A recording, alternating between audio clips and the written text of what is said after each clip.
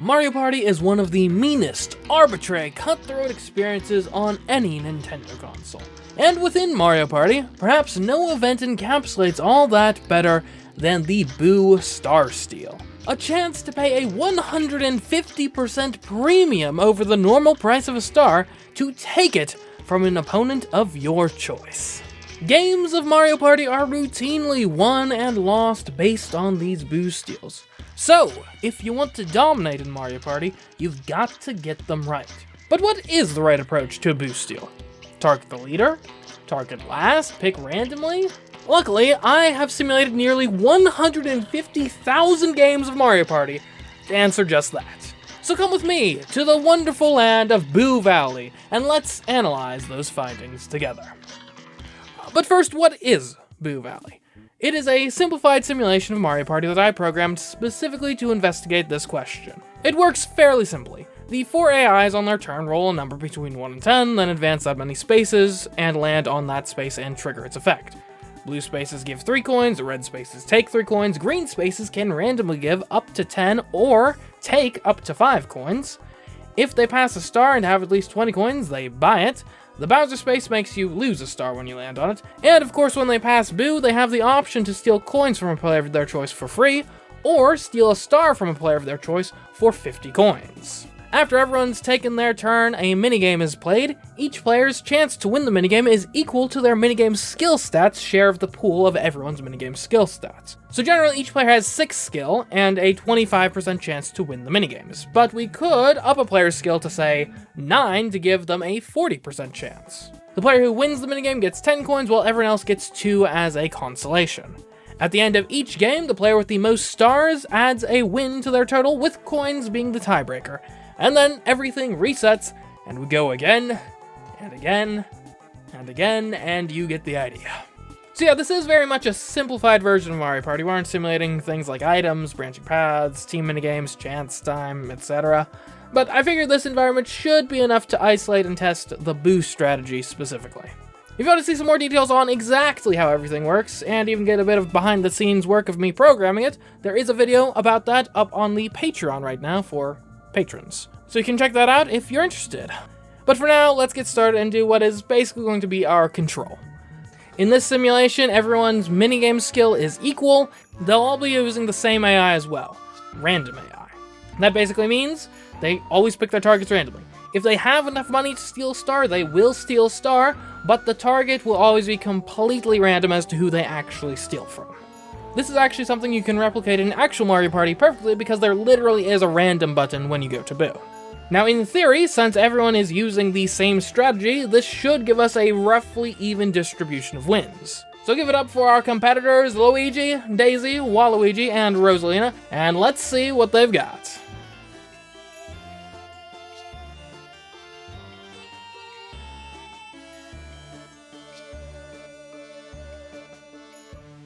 So at the conclusion of our first simulation, Luigi has won 2,451 games, Daisy has won 2,363 games, Waluigi has won 2,150 games, and Rosalina has won 2,117 games. Now that admittedly is not quite the distribution I was expecting. That puts Luigi at a 27% win rate, and Rosalina at a measly 23.3%. Now granted, with a small enough sample size, you would expect the observed percentages to stray a bit from the actual probability, but with just over 9,000 games played on this simulation, I mean, it's enough that we really should have landed about on the money. So either I'm a terrible programmer and my simulation is broken, and this whole video is a farce, or Mario Party is a game with first move advantage. First move advantage is a trait shared amongst many turn-based games, where the earlier you take a turn, the higher probability is of winning. The exact reason for first move advantage can vary from game to game, but in general, it's usually caused by the player going first, gaining initiative. Chess, for example, is well known for white having a slight advantage over black, just due to the fact that white goes first and sort of sets the terms of the game, leaving black in a reactive position for much of the opening and middle game. And to be clear, first move advantage is a very real phenomenon, so much so that it's often explicitly designed around in many well-designed board games. In chess tournaments, for example, you generally play an equal number of games with white and black over the course of the tournament. In Go, the second player receives a 6.5 points advantage just for going second. In Catan, the first player to place their settlement during setup is the last player to place their second settlement during setup. In Hearthstone, the second player draws an extra card to start the game and gets a free spell to give them 1 extra mana on a future turn of their choosing. All that is to say, it's no surprise that Mario Party would also exhibit first move advantage. I'd imagine the first star of the game has a lot to do with it. Whoever rolls first is going to have the best odds of reaching the first star first, and hopefully buying it. After that point, I'm not sure there's too much first move advantage, since the star can appear anywhere after that. If anything, you could argue there's a last move advantage going forward, because being able to act with more information on the game state on the final turn can be a decisive strategic advantage. But at least in this simulation, we have found first move advantage to be worth about an extra 2% chance of victory, if you're going first. Now this is of course a variable that can muddy the results of our future tests if we don't account for it. Luckily, this is very easy to account for. We'll just change the programming of the simulation slightly so that instead of the turn order being predetermined, and the same for every game, we'll have the turn order itself be randomly determined at the start of each match. Now, to be clear, the first move advantage will still exist in the simulation. What's going to change, though, is it's not going to be tied to one specific player. So in theory now, Luigi, Waluigi, Daisy, and Rosalina should have equal turns at every position, so whatever advantage they get from going first versus last will be ironed out over the course of all the data. With that out of the way, let's try to do an actual control now.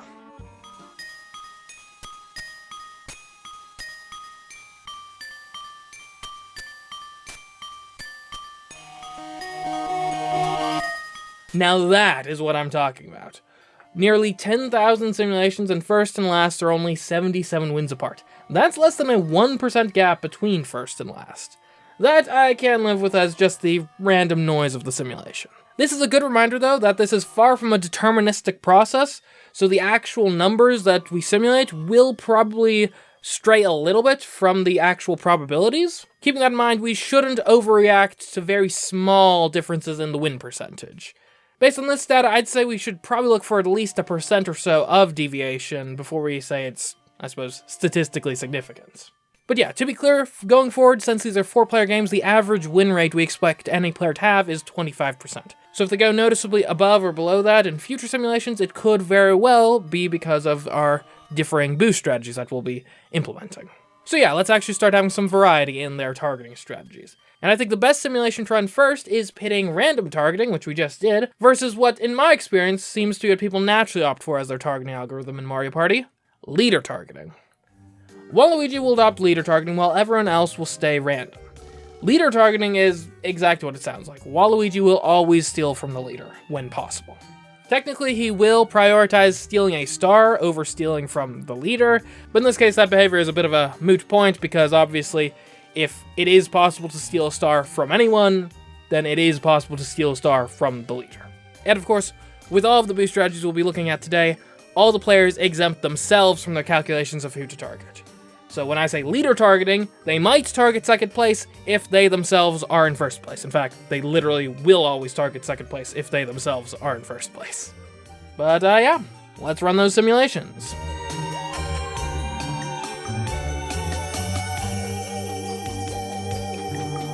Ooh, boy, stop Waluigi, they're already dead. As it turns out, being the only player targeting the leader pays dividends. I expected it would be better than random, but a 40% win rate in a 4-player game is pretty sweet. That means he's literally winning twice as much as anyone else, and means his win rate has gone up 15% versus the control. That's 13% better than simply having first move advantage was. And I mean, it's pretty clear why that would be the case. If all you care about is winning, if you don't care at all about the difference between finishing second or third, stealing from the leader gives you a 2-star swing versus first because you get 1 and they lose 1, whereas stealing from anyone else only gets you 1 star closer to the leader. So, case closed then, right? Just steal from the leader, it's obviously the best strategy? Maybe. Honestly, maybe. That is a solid strategy and many people's go-to for a reason. But there are certain other promising strategies to try. and a lot of other factors that might play into your ideal strategy, such as minigame skill. Alright, we've got everyone back on random boo targeting for this simulation. However, we're going to mess with their minigame skill now. Waluigi will have 50% less minigame skill than normal, and Rosalina will have 50% more minigame skill than normal. Let's take a look and see how this affects their win rates.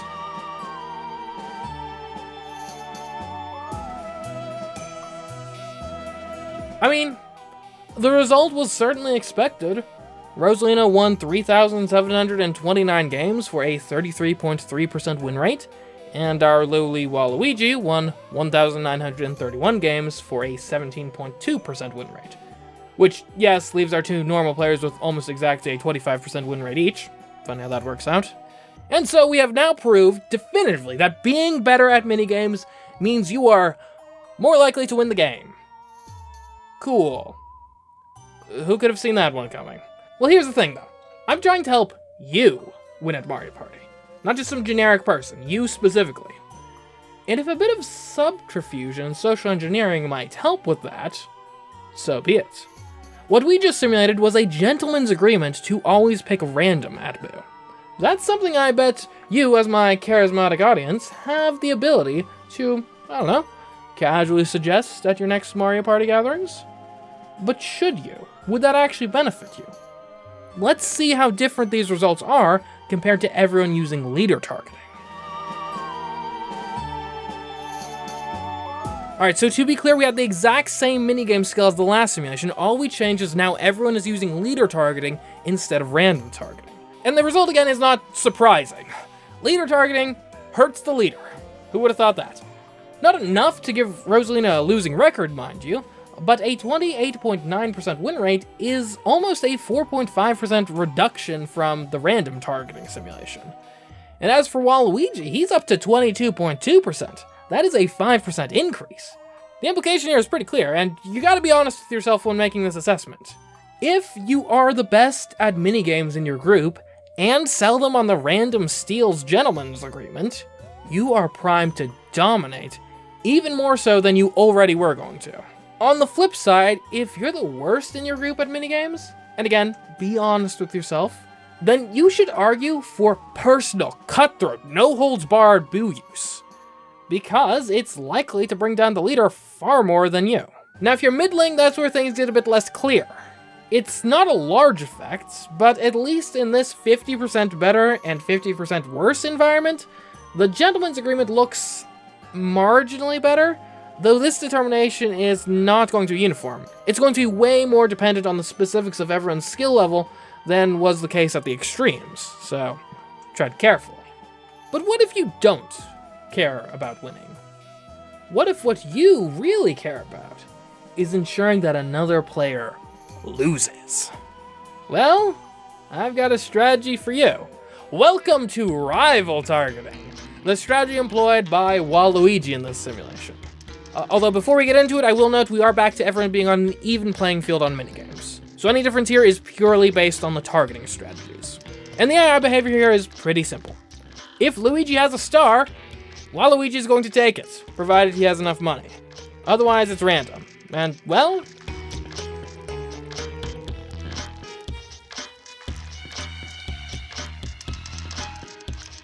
the numbers don't lie, it is extremely effective at annihilating your target.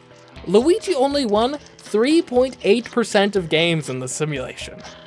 Granted, Waluigi's odds were worse compared to the princesses at 25.8% compared to Daisy's 34.7% and Rosalina's 35.5%. But it is worth noting that Waluigi's odds aren't actually any worse than in an even game with everyone using the same targeting algorithm. So yeah, this targeting system doesn't give you an advantage, but it does achieve the goal without actually disadvantaging you much, if at all, compared to the control.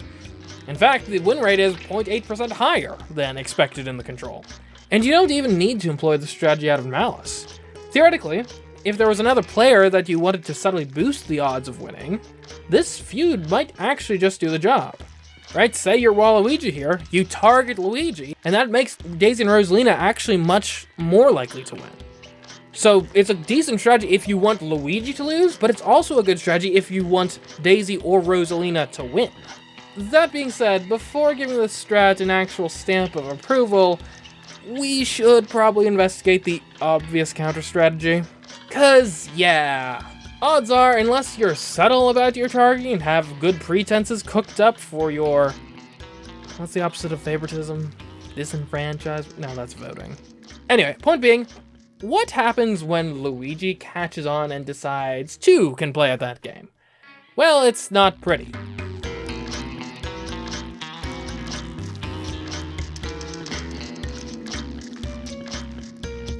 Now, with Waluigi targeting Luigi specifically and Luigi targeting Waluigi specifically, Luigi has actually improved to a 4.6% win rate, and Waluigi is now right down in the mud with him at 3.9%, whereas the princesses are at 45.7% each. To put in perspective how devastating this is, they each almost have a 50% chance of winning in a 4-player game. That is crazy. So yeah, if you are going to use rival targeting, make sure the rival doesn't catch on and return the favor. Although, if you can be Machiavellian enough to stoke a feud between a pair of your opponents, I mean, being Daisy or Rosalina in this situation is pretty good, so, as they say, divide and conquer. But maybe we're thinking about this wrong. What if the right boost strategy isn't about being mean and cutthroat at all? What if it's all about kindness? So what happens if you steal coins no matter what? What happens if you never steal a star? Well, you lose, that's what. In this simulation, Rosalina did just that, and won 13.2% of her games. Just about halving her win rate. So yeah, guess pacifism isn't the play. Maybe what we more so need is plausible deniability. A cover story, someone else to blame for our misdeeds. Yes, I know, it looks weird. We're running leader versus random again. But when we did leader targeting versus random targeting last time, it was 1 leader versus 3 randoms. In this case, it's 3 leaders versus 1 random. And the results are fascinatingly different. Now, to be clear, Daisy, who is employing the random strategy here, does have the worst win rate of any of the players, but it's not by much. Her win rate only fell to 24%. That's not even a percent lower than we'd expect if they were all using the same strategy. In fact, it's less of a disadvantage than going last was in our initial test. But why? Leader targeting was dominant before. What changed? Well, let's keep in mind what the leader targeting actually does. It targets the leaders, the people in first place, which, if it's the better targeting strategy, is more likely to target other people using leader targeting. That means that the leader targeting people all keep each other in check and allow a lone random target to stay within striking distance, far more so than was the case when it was just one person using the optimal strategy. So yeah, a leader targeting dominated environment actually creates room for a worse targeting algorithm to still be viable. And actually, with the baseline math being so close already, there is actually an argument to be made that taking on the persona of the lone random targeter might be viable if you can leverage this position in the social game. Because leader targeting, that's mean, that's personal. Random targeting, look, I had to steal from someone, that's just how the game's played, but I didn't make that choice. So when a player is about to steal from you, subtly remind them about how you didn't steal from them when they were leading and you had the chance. From their perspective, that was a huge favor. And now, maybe, you get to reap the rewards from your sacrifice. When in reality, you didn't actually spare them any pain. You just outsourced the role of messenger to someone else. Though seeing how viable this actually was, maybe it inspires you to try an even more unorthodox strategy. Forget leader targeting, we've got loser targeting. Yeah, Rosalina, steal a star from the guy in last place whenever you've got the chance. That's how you win friends and influence people. It's predictably terrible, cutting your win rate by about half when playing with players using random targeting. But once again, in a leader targeting environment, it's way more viable. And it's actually just straight even with a 25.1% win rate. Now that might just be random noise putting it ahead of random targeting, but if I were to hazard a guess for the explanation for why it's doing better, Well, in leader targeting rich environments, you don't want to take first place until the end of the game, really. Stealing from the leader, of course, gets you a 2-star swing on the leader, as opposed to the 1-star swing you get from stealing from last. This makes you less likely to be the next target of theft, because you're less likely to have taken the lead on the basis of that theft. And you can more or less rely on the leader's star being stolen eventually by someone else using leader targeting. That being said, you do of course need to take first place eventually if you want to win the game, although it's worth noting actually, I didn't include bonus stars in the simulation, but that does potentially change the math a bit on some of this stuff. But, oh well. Too late to add them now. Regardless, I'm not sure that explanation is entirely what's going on here. I guess taking stars from last place does also make it more likely that the last place player won't be able to take first for themselves after stealing from the leader, which might allow for a slightly higher ratio of last-minute second place comebacks specifically. But again, I really don't know what exactly is going on here, and the difference between this and random targeting is so small, it really could just be random noise. If you have any cool theories, leave them in the comments, especially if you think they're right. If you think they're wrong, don't waste my time. Okay, so that was fun, but I don't think anyone was expecting loser targeting to actually be OP or anything. If there were one strategy, though, that might have legs, perhaps it's tit-for-tat. Now, to be clear, tit-for-tat is not slang for getting your breasts inked.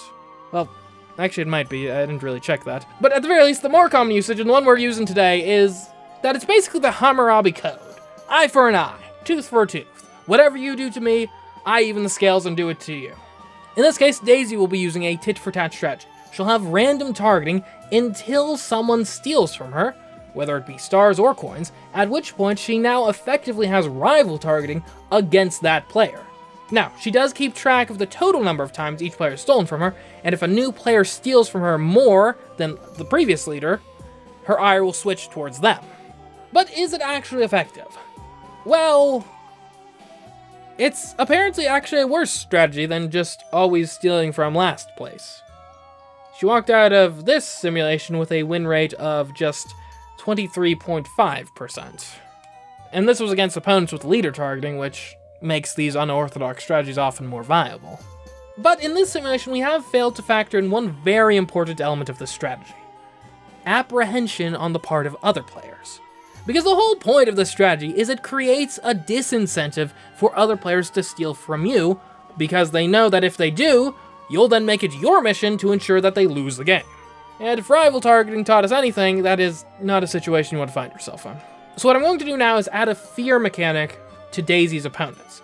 Basically, when their normal targeting AI has decided, yes, Daisy is the one I want to steal from, they'll then roll to see if they actually want to go through with it, or if they'd rather change to someone else. We can even run several different simulations with different levels of fear, representing a higher or lower probability that they'll change who they decide to target, based on the fear of tit-for-tat.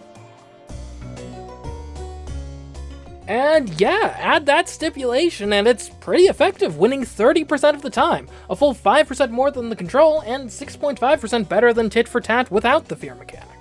And keep in mind, this is assuming your strategy only dissuades your opponents from stealing from you 1 out of 5 times. That seems fairly realistic to achieve. But I wonder if we can make this strategy even better. Daisy's pre-aggro strategy has been random targeting up to this point. But you already know that leader targeting is better than random targeting, so what if we change her pre-aggro targeting to leader? Interestingly, it doesn't actually change all that much. With the same fear levels and slightly altered steal strategy, Daisy wins 29.9% of the time. And honestly, in practice, the tit-for-tat fear might actually be easier to induce in your opponents if your default state is random, because if you use leader targeting by default, then the leader doesn't have much incentive to not steal from you. Whereas with random, everyone has skin in the game. And we've already seen that if you're the one random player out of 3 leader targeting players, it's actually not that big of a disadvantage to begin with. So yeah, whether you're using random targeting initially or leader targeting, tit-for-tat is definitely viable if you can induce that fear in your opponents. And again, it doesn't even need to be all that much. 20% seems really reasonable, and obviously if it went higher, your advantage would only grow and grow. But what if you're an opponent of someone using tit-for-tat strategy? Should you yourself be afraid? Let's find out. Well, it's not looking great for the bold and courageous, let me tell ya. Luigi had 0 fear in this simulation and only won 13.9% of the games, while Luigi was at 25% fear and won 22.1% of the time. And Rosalina had 50% fear and a 29.6% win rate. So yeah, if someone is using a tit-for-tat strategy, the best counter on an individual level is in fact to let them bully you and just not steal from them. And honestly, that makes tit-for-tat an even better strategy. It puts your opponents in a position where their best move is exactly what you want them to do in the first place. And even if they collectively stand up to you and show no fear, which again is kind of unlikely because it's an unstable equilibrium from a game theory perspective, a 23.5% win rate isn't that big of a downside if it doesn't work out. And there you have it. 146,097 simulations later, we've got a somewhat surprising winner. Not leader targeting, as most of you probably already employ, but rather tit-for-tat reigns supreme. And we looked into some interesting niche strategies too, which, if not viable, were at least fun. I hope you enjoyed this video. If you did, like, subscribe, and I've already got the simulation built, so if you have any other boost steal strategies you want to see tested in a potential part 2, leave a comment. Before I go, allow me to thank my patrons who got to see this video early and have exclusive access to a companion video of me programming this simulation. I'd especially like to thank my $15 tier patrons, Jennifer Octoling and Ashford Says. But anyways, until next time, I've been CMeeCraft and I'll catch you in the next video. Goodbye.